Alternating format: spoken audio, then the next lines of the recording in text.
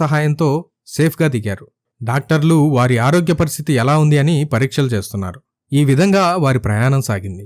ఒక ఆశ్చర్యకరమైన విషయం ఏంటంటే సునీతా విలియమ్స్తో పాటు ఉన్న బుచ్ విల్మోర్ బాప్టిస్ట్ చర్చికి సంబంధించిన విశ్వాసి. అంతరిక్షంలో ఉన్నా కానీ స్పేస్లో ఉంటూ కూడా లైవ్ స్ట్రీమ్ ద్వారా చర్చికి అటెండ్ అయ్యాడు. ఇంటర్నేషనల్ స్పేస్ స్టేషన్లో ఇంటర్నెట్, ఫోన్, వీడియో కనెక్షన్ ఉంటాయి కాబట్టి అతను భూమి మీద జరిగే సండే సర్వీసులకు అటెండ్ అయ్యాడు. స్పేస్లో మీరు ఉన్న ఈ పరిస్థితి మీకు ఎలాంటి అనుభవాన్ని ఇచ్చింది అని బుచ్ విల్మోర్ని ఇంటర్వ్యూ చేస్తూ అడిగారు. అతడు ఈ విధంగా అన్నాడు, నేను వెళ్లిన ఈ పరిస్థితి నా దేవుడు, రక్షకుడైన యేసుక్రీస్తు పట్ల నాకున్న విశ్వాసాన్ని మరింత పెంచింది. దేవుని చిత్తంలో భాగంగా మనిషి జీవితంలో జరిగే ప్రతిదీ దేవుని మహిమ కోసం జరుగుతుందని నేను నమ్ముతున్నాను. ఎందుకంటే దేవుని వాక్యం చెప్తుంది, మనకు కొన్నిసార్లు పరిస్థితిని బట్టి అంతా చెడుగానే అనిపిస్తుంది, కానీ దేవుణ్ణి నమ్మేవారికి ప్రతిదీ వారి మంచి కోసమే జరుగుతుందని సమాధానం